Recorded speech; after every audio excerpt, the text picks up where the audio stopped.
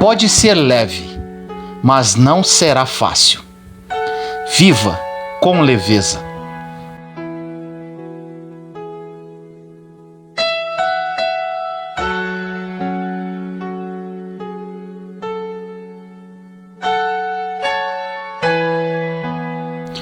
No livro de Mateus, capítulo 11, versículos de 28 a 30 diz: Venham a mim todos os que estão cansados e sobrecarregados, e eu lhes darei descanso.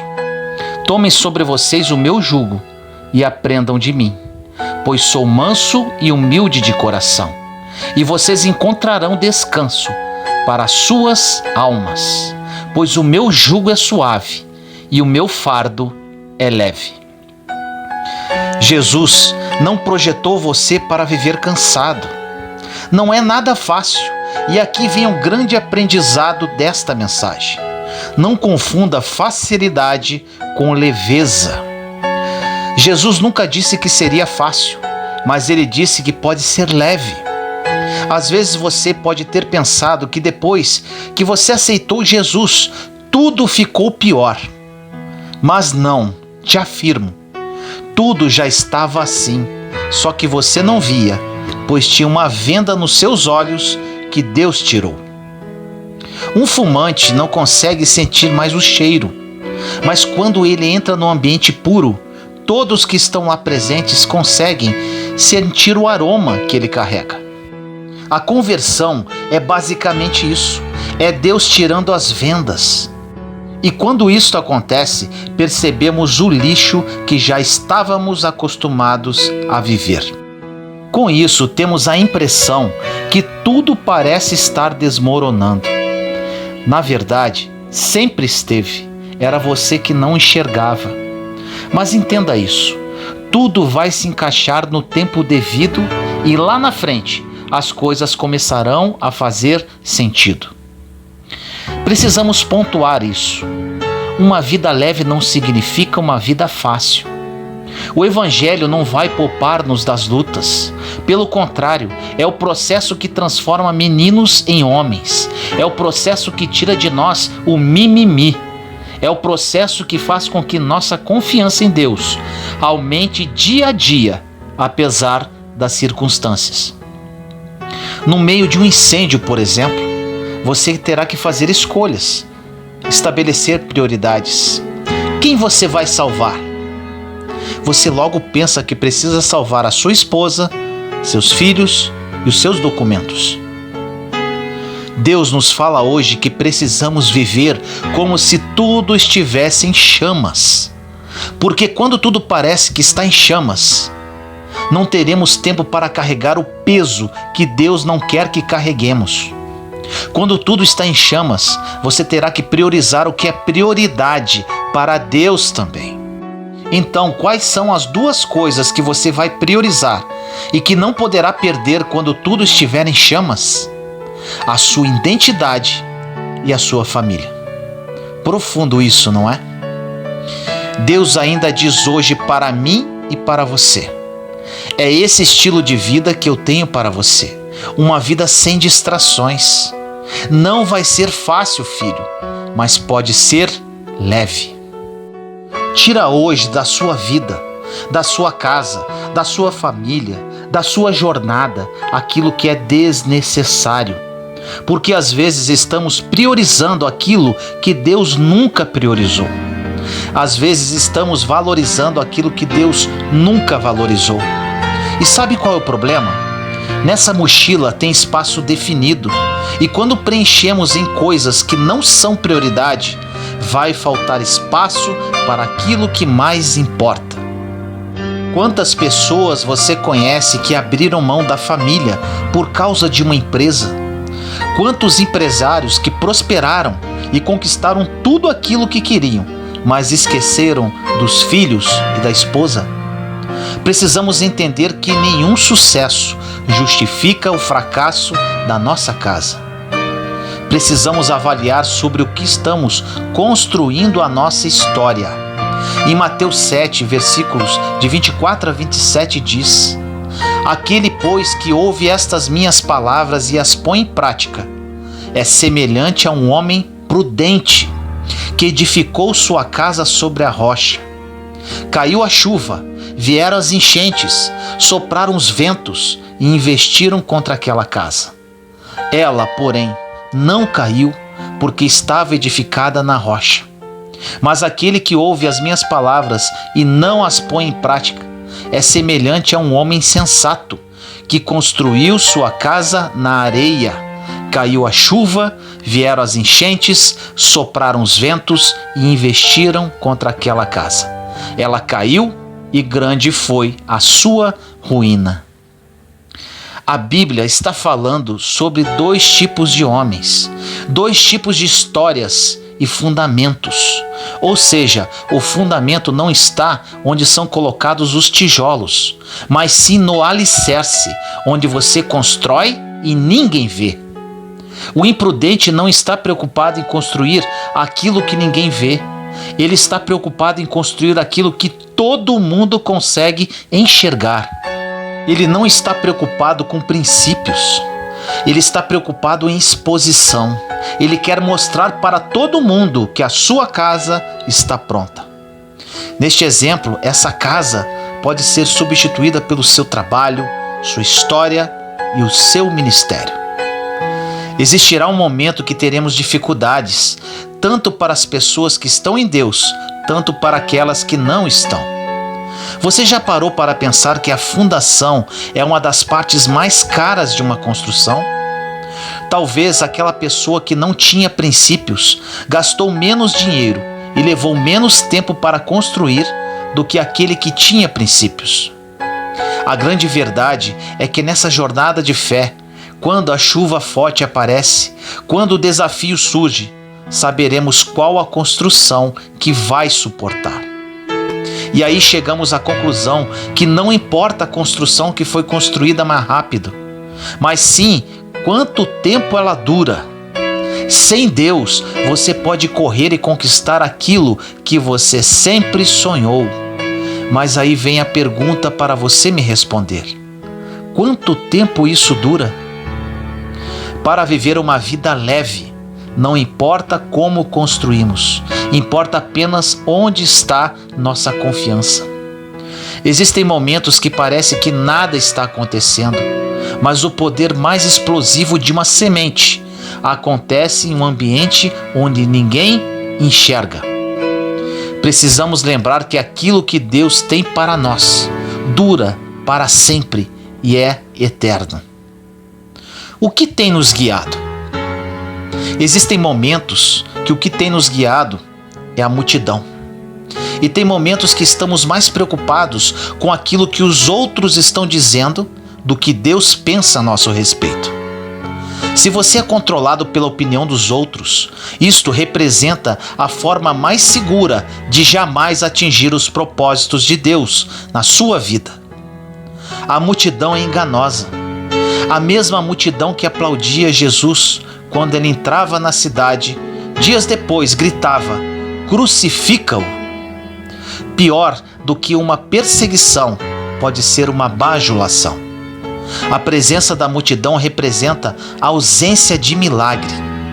No livro de Mateus, capítulo 9, versículo 23 a 26 diz: Chegando à casa do chefe da sinagoga, Jesus viu os tocadores de flauta e uma multidão alvoroçada.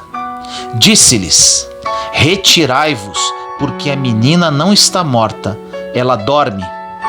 Eles, porém, zombavam dele. Tendo saído a multidão, ele entrou, tomou a menina pela mão e ela levantou-se. Esta notícia espalhou-se por toda a região. Talvez seja nesse contexto que Jesus vai entrar na sua vida. Todo mundo olha para você e enxerga que nada vai dar certo. Mas a boa notícia é que Jesus chegou na sua casa. Existe um momento que vamos ter que decidir se os risos da multidão em relação aos nossos sonhos vão definir o que vivemos, ou se é a palavra que Deus já liberou antes da multidão chegar em nossa casa. Para todo mundo que conhece a sua vida, pode parecer ridículo o sonho que te move, mas não precisa fazer sentido para ninguém, se faz sentido para quem te prometeu. Existem milagres que só vão acontecer na sua casa quando a multidão sair. Tem milagres na sua família que só vão acontecer quando a multidão sair. Estou falando aqui de pessoas, sugestões, conselhos, pensamentos, ideias, sentimentos, tudo aquilo que vai de encontro ao que Deus te prometeu. Você lembra do primeiro pecado da criação? Satanás apenas sugeriu o que para ele era bom. A grande questão é que desde Gênesis, Deus declarava que algo acontecesse e ele via que era bom. E o inferno sugeria que algo também acontecesse e dizia que também era bom. Se você não souber quem você é em Cristo Jesus, você não terá noção no que é capaz. E qualquer sugestão do inferno pode fazer você parar. A promessa de Deus chegou na sua casa antes de qualquer sugestão do inferno. Então você precisa decidir em qual delas você vai querer se agarrar. O que você tem que definir é se a multidão vai reconhecer os milagres ou vai te impulsionar para o seu destino. Ou é a multidão que te move ou é a palavra de Deus. No versículo, a mesma multidão que duvidou do milagre o espalhou por todos os lugares. Toda a multidão que se levantou contra as promessas de Deus vão ter que reconhecer que só o Senhor é Deus. Existem alguns momentos que, sem perceber, somos guiados pela carência. A carência muitas vezes move-nos para aquilo que parece a promessa, mas não é. O problema é que enquanto estivermos satisfeitos com aquilo que parece com a promessa não vem, porque Deus nunca vai disputar espaço em nós. A carência tem frustrado muitas pessoas. Como um exemplo muito comum, observamos pessoas que têm a convicção de que o namoro vai dar certo. Eles estão carentes e insistem com o relacionamento. Qual o resultado? Quando se casam, terão a certeza que não era isso. A grande questão é que se você começa o relacionamento, seja ele qual for, pelas motivações erradas, você só conseguirá mantê-lo pelas motivações erradas também. Agora eu pergunto para quem está namorando: se o seu namoro te afasta de Deus, o que faz você acreditar que o seu casamento vai fazer você se aproximar dele? A inconstância no namoro não vai se transformar em constância no casamento. Existem problemas que enfrentamos que desde o princípio sabíamos que seriam problemas, mas porque estávamos carentes, criamos uma expectativa em pessoas, alianças, empresas, lugares, entre outros. A expectativa que criamos nisso tudo, somente Deus pode suprir. Tem muitas mulheres que estão reclamando dos seus maridos e eles são incríveis e vice-versa. Às vezes estamos frustrados com o outro porque estamos colocando expectativa naquilo que o outro não tem como suprir. O casamento não vai fazer você feliz. Você tem que ser feliz antes de se casar. Porque quando o homem feliz casa com uma mulher feliz, não tem como dar errado. Quando um homem e uma mulher que tem um buraco dentro de si se casam, achando que vão se preencher, os dois vão passar mal juntos. Deus não veio para suprir as nossas carências. Ele veio para preencher todo o vazio, porque só Ele sabe o que falta dentro de nós. Deus nos fez completos e só Ele sabe o que falta. Existem momentos que somos guiados pelo medo. Quando o medo define os seus limites, você estará entregando para ele a construção da sua história.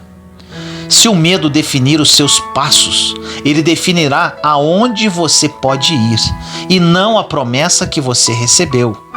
Se você não faz algo por medo de não ser aceito, esse medo definirá até onde a sua vida poderá ir e não a promessa que Deus fez na sua vida. Existe o medo de não conseguir, medo de não alcançar. É como se estivéssemos falando para Deus: Eu acredito que o Senhor pode fazer, mas eu acho que o meu medo tem mais poder de definir a minha história do que a tua promessa. Deus conhece a sua história e Ele sabe exatamente o que é melhor para a sua vida. Existem pessoas que, por medo de perder, perderam. Você não consegue dar os seus primeiros passos de fé. Você condiciona a sua conversão e o dia que você vai mudar a sua história pelo que os outros vão pensar. Precisamos renovar as nossas esperanças, apesar dos cenários. No livro de Habacuque 3, 17 e 18 diz: Porque então a figueira não brotará, nulo será o produto das vinhas, faltará o fruto da oliveira, e os campos não darão de comer. Não haverá mais ovelhas no aprisco, nem gado nos estábulos. Eu, porém, regozijar-me-ei no Senhor. Encontrarei minha alegria no Deus de minha salvação. Os meus olhos podem estar vendo que falta tudo, mas a minha fé diz que eu posso todas as coisas naquele que me fortalece. No livro de Hebreus, capítulo 11, versículos de 1 a 13 diz: A fé é o fundamento da esperança, é uma certeza a respeito do que não se vê. Foi ela que fez a glória dos nossos antepassados. Pela fé, reconhecemos que o mundo foi formado pela palavra de Deus e que as coisas visíveis se originaram do invisível. Pela fé, Abel ofereceu a Deus um sacrifício bem superior ao de Caim e mereceu ser chamado justo, porque Deus aceitou as suas ofertas. Graças a ela é que, apesar de sua morte, ele ainda fala. Pela fé, Enoque foi arrebatado, sem ter conhecido a morte, e não foi achado, porquanto Deus o arrebatou. Mas a Escritura diz que antes de ser arrebatado, ele tinha agradado a Deus. Ora, sem fé é impossível agradar a Deus, pois para se achegar a Ele é necessário que se creia primeiro que Ele existe e que recompensa os que o procuram. Pela fé na palavra de Deus, Noé foi avisado a respeito de acontecimentos imprevisíveis. Cheio de santo temor, construiu a arca para salvar a sua família. Pela fé, ele condenou o mundo e se tornou o herdeiro da justificação mediante a fé. Foi pela fé que Abraão, obedecendo ao apelo divino, partiu para uma terra que devia receber em herança. E partiu sem saber para onde ia. Foi pela fé que ele habitou na terra prometida, como em terra estrangeira, habitando aí em tendas com Isaque e Jacó, co-herdeiros da mesma promessa. Porque tinha esperança fixa na cidade assentada sobre os fundamentos eternos, cujo arquiteto e construtor é Deus. Foi pela fé que a própria Sara cobrou o vigor de conceber, apesar de sua idade avançada, porque acreditou na fidelidade daquele que lhe havia prometido. Assim, de um só homem quase morto, nasceu uma posteridade tão numerosa como as estrelas do céu e inumerável como os grãos da areia da praia do mar. Foi na fé que todos nossos pais morreram, embora sem atingir o que lhes tinha sido prometido. Viram-no e o saudaram de longe, confessando que eram só estrangeiros e peregrinos sobre a terra. A palavra não está dizendo que eles foram poupados das circunstâncias. A palavra diz que eles foram poupados nas circunstâncias. Eles não foram poupados dos processos. Eles foram guardados por Deus durante o processo. Os leões ainda estavam lá, mas não podiam comê-los mais. O fogo ainda estava lá, mas não podia queimá-los mais. A espada ainda estava lá, mas não podia feri-los mais. É por isso que Hebreus 11 diz que a fé não é a ausência de circunstâncias contrárias, mas a fé é a segurança de que Deus nos guarda em todas elas. Na passagem da fornalha ardente, em Daniel 3, a Bíblia não está dizendo que Deus enviou um anjo para que a fornalha não queimasse mais. Pelo contrário, ela estava tão aquecida que os soldados que se aproximaram morreram queimados. Deus estava estabelecendo para as pessoas um princípio. Os teus gigantes não precisam sair para que eu faça. Eu vou fazer na presença deles. A fornalha continua quente, o leão continua na arena, a espada continua levantada. Mas se Deus é por nós, quem será contra nós? 1000 poderão cair à minha direita e 10.000 à minha esquerda, mas eu não serei atingido. Pare de ser guiado pelo medo. No livro de Romanos 8, versículos 31 e 32 diz: Que diremos depois disso? Se Deus é por nós, quem será contra nós? Aquele que não poupou seu próprio filho, mas que por todos nós o entregou, como não nos dará também com ele todas as coisas? Não tem sentido você perguntar para Deus se ele te ama ou não, ou se ele deseja fazer ou não. Ele entregou o próprio filho por você. Existe alguma dúvida com relação a este amor? Quando entendermos a altura, largura e profundidade do amor de Deus por nós, o medo não vai mais fazer sentido.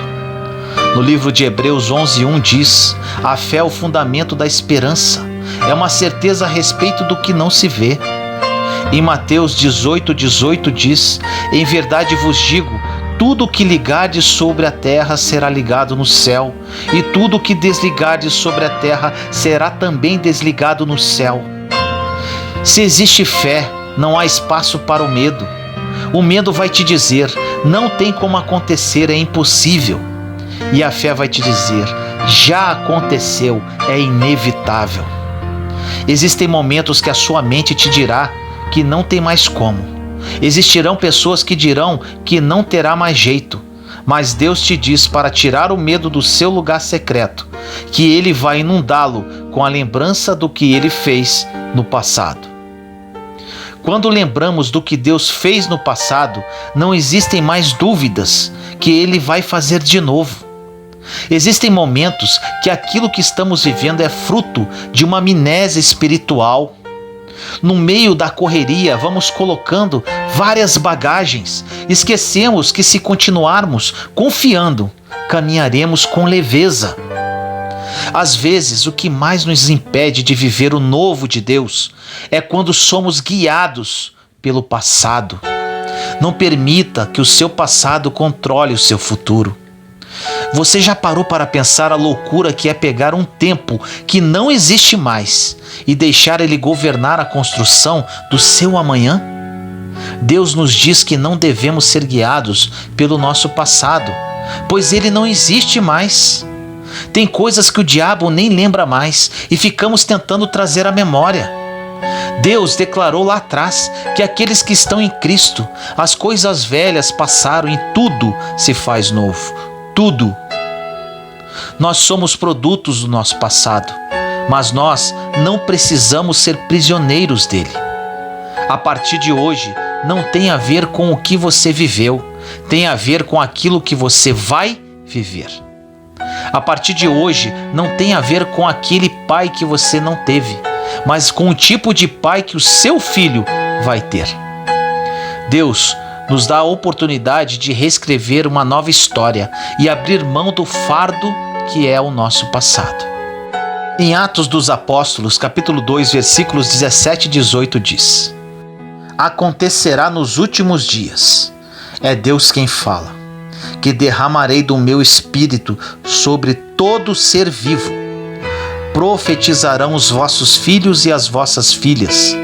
Os vossos jovens terão visões e os vossos anciãos sonharão. Sobre os meus servos e sobre as minhas servas derramarei naqueles dias do meu espírito e profetizarão. O que é interessante aqui é que profetizar, sonhar e ter visões futuras não tem a ver com o passado. O que Deus tem para fazer na sua vida a partir de hoje não tem a ver com o seu passado, mas com aquilo que está por vir. A tua visão não é para ver o que ficou para trás, é para enxergar aquilo que ninguém está enxergando. Deixe a carência, o medo e o passado para trás. Nem o diabo está preocupado com seu passado. Ele está preocupado em frustrar o seu futuro. Lembre-se sempre disso. No dia de hoje, permita-se começar a viver todos os planos e sonhos que Deus planejou para a sua vida.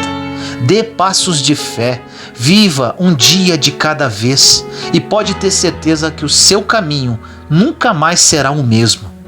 O processo é difícil e doloroso, mas maravilhoso e libertador. E ainda temos a oportunidade de trilhar neste caminho com leveza e tendo a certeza que o melhor ainda está por vir. Ore comigo assim: Senhor amado, entramos em Sua santa presença neste momento, eu, meus irmãos e irmãs em Cristo.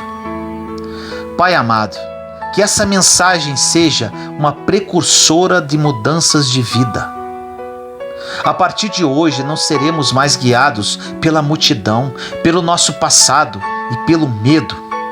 Seremos guiados pelo Seu Santo Espírito e trilhando pelo caminho que o Senhor sonhou para cada um de nós. Trocamos contigo, Senhor, o nosso jugo e nosso fardo para vivermos uma vida com leveza. Sabemos que não será fácil, mas entendemos hoje que pode ser leve. Confiamos e aguardamos em Ti, Pai. Assim nós oramos em nome do nosso Senhor Jesus Cristo. Amém.